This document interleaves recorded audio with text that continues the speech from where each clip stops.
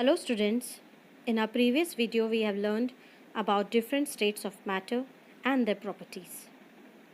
Today we'll learn whether matter can change its state. The answer is yes. Matter can change from one form to another, that is from solids to liquids and from liquids to gases. The phenomena of the change of matter from one state to another and back to original state is known as interconversion of the states of matter. So, matter can be changed from one state to another by changing temperature or pressure. Now, we will see the effect of temperature on solid, that is, ice. If ice is heated, it changes into water. If water is heated, it changes into steam. If the same steam is cooled, it changes back to water. And when the water is cooled, it changes into ice. So, therefore, either by increasing or decreasing temperature, states of matter can be changed.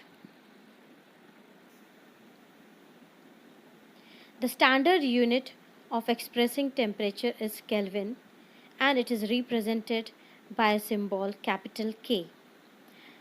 0 degrees Celsius is equals to 273.16 Kelvin. For convenience, we take 0 degrees Celsius is equals to 273 Kelvin. In order to convert a temperature on the Kelvin scale to Celsius scale, you need to subtract 273 from the given temperature as shown in the formula below. And if you want to convert a temperature on Celsius scale to Kelvin, add 273 to the given temperature, that is Kelvin is equals to degree Celsius plus 273. Now, what is the effect of pressure on gases? When pressure is applied on the gas particles, they come closer and the gas changes into liquid. Example, the LPG gas cylinder that we use at a home. We can liquefy gases by applying pressure and reducing the temperature. Compressed solid carbon dioxide, which is also called as dry ice, if the pressure is reduced, it changes directly to gas without coming into liquid state. So, solid carbon dioxide is also known as dry ice.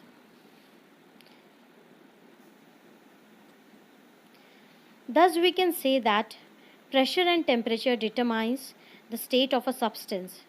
So, whether it will be solid, liquid or gas. So, the three states of matter are interconvertible as shown in the figure.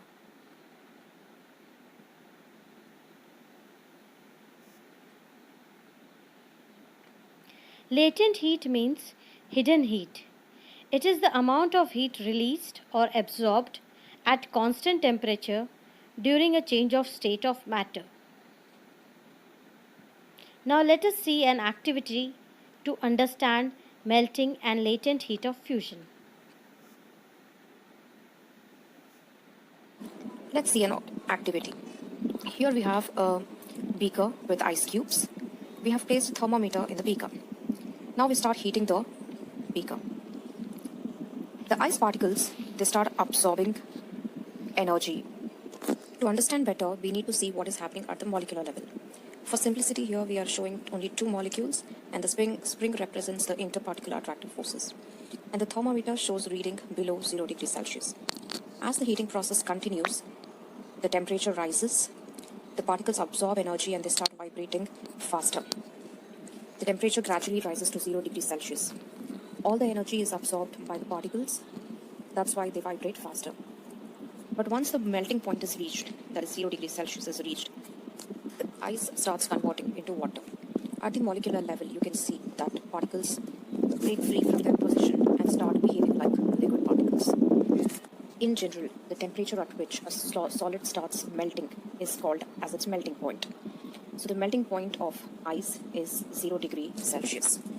During melting, the particles start leaving their fixed position and start moving in bulk. Now, bulk is an important term that has to be used when you're defining boiling point or melting point. Also note that melting is also called fusion.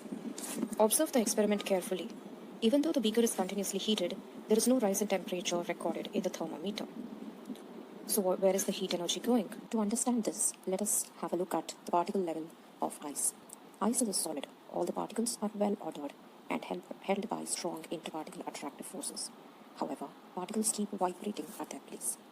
When the energy is supplied to ice in the form of heat through the burner, the particles absorb heat and convert this into kinetic energy. As a result, their vibrations increase. This increased kinetic energy gets recorded by the thermometer as increase in temperature. Once the melting point of ice is reached, the heat energy is now utilized to weaken the interparticle forces one after another, leaving the particles free to move. This is the conversion of matter into liquid state. Note that the kinetic energy is not increasing and the temperature does not rise. Since all the heat energy supplied by burner is utilized in weakening of the particle forces, because of the weakened interparticle forces, the structure of the solid collapses and cannot hold its shape. This leads to conversion of a solid into liquid. During this conversion of solid, kinetic energy of particles remain unchanged. Hence, the temperature also remains unchanged, in this case at 0 degrees Celsius. The energy we are supplying is not getting recorded in the thermometer.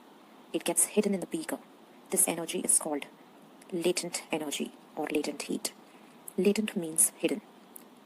The exact definition of latent heat of fusion is as follows.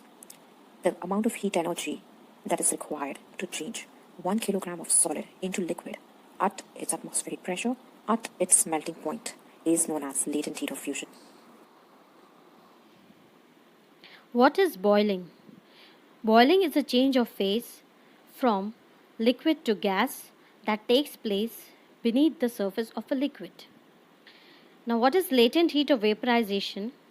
The amount of heat energy required to change 1 kg of a liquid into gas at atmospheric pressure at its boiling point is called the latent heat of vaporization.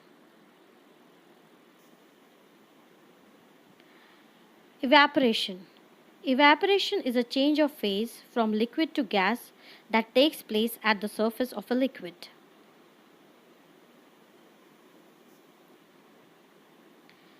Factors affecting evaporation. First, temperature. By rising the temperature, the rate of evaporation also increases. Second, surface area. The rate of evaporation can be affected by increasing and decreasing the surface area. Third, humidity. When humidity increases, the rate of evaporation decreases. Fourth, speed of wind. Wind needs kinetic energy to flow. So if the speed of wind will be more, then the kinetic energy and the temperature will be also more. So the rate of evaporation will be also more.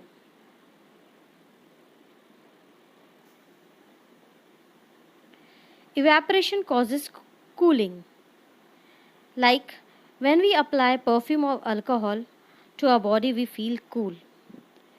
Perfume or alcohol evaporates easily and takes the energy from our body, because of which we have the cooling sensation.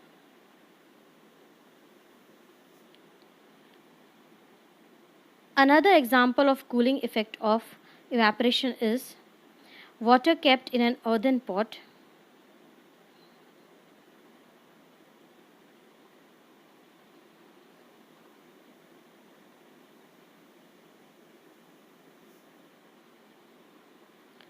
Here are a few points of difference between boiling and evaporation.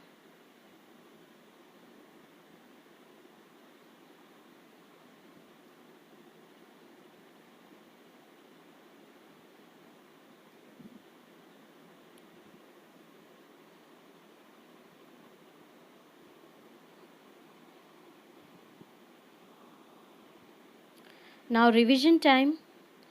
Draw the given figure and write the terms for the numbers.